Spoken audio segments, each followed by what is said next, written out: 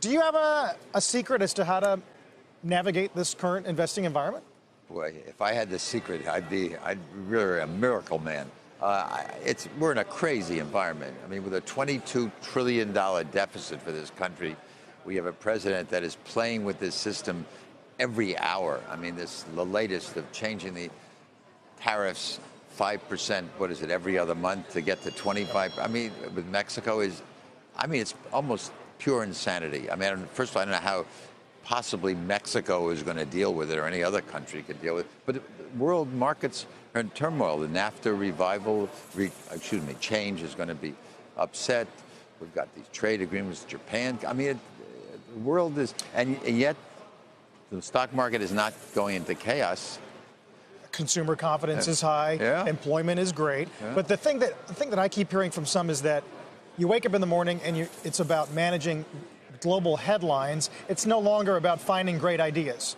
What do you make of that? Well, I can't agree with that because, I'm in the world of great ideas. I mean, that's all I do. And if you judge by the activity in our firm, if you came and monitored for a week, you would say, boy, the world's in great shape. And we've got more exciting new projects happening in, whether it's cybersecurity or a new technology in real estate or in insurance. I mean, it's a great environment. I mean, in ways that regular investors can participate in, or is it specific to the way you do business? Well, all our companies are in the private area, but are gearing themselves up in some way to be in the public area at some point. We hopefully are going to have a couple of companies in the public environment this year or early next year. Are you hearing about effects on demand, particularly enterprise, in this environment? Because we heard from VMware last night being cautious in their guidance because of the macro, and that's surely a big part of the reason why the stock is down as much as it is today. Well, we have a company called iCertis, which is in the contract management software business. And if you were judging from their 100% a year growth rates, you would say, I mean, business to business traffic business is very good. I mean, companies are upgrading and are improving their technology and introducing new technology. So it never ceases to amaze me as to how new concepts keep getting deployed.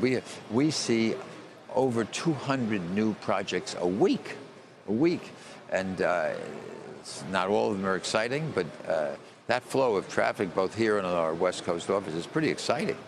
Today we're talking about Mexico and tariffs and trade dynamics with Mexico, but China obviously has been the overarching theme, and certainly we've seen a very hawkish stance, especially as of late, where technology and some of those IP and ideas, innovations are concerned. Is that affecting the way you're looking at or assessing companies that you might invest in? Well, I think companies that are dependent on importing some components from China now, you really have to be concerned in terms of what impact that's going to have and what alternative markets. And people are trying to find alternative markets, just as I'm sure in China they're trying to find alternative markets to the products that we're slapping export taxes on. I mean, we're in a turbulent environment, and interestingly, the market's down a couple of hundred points today, and I don't see on the lists I follow dramatic in the technology world, dramatic changes. So if you got a startup that needs maybe a little hardware to go with their software or service, they got to manufacture it somewhere, they're trying to figure out whether to do that in China or in Mexico, how to do the puts and takes, what do you tell them?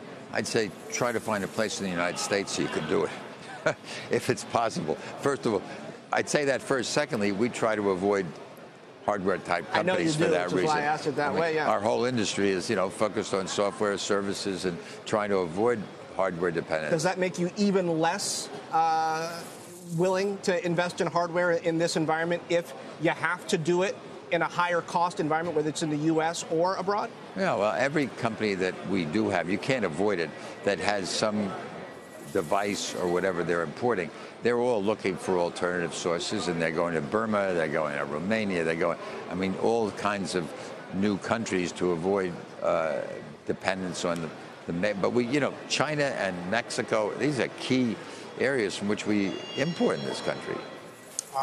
FANG, I think every name in FANG is below the 50-day moving average. You see that lasting?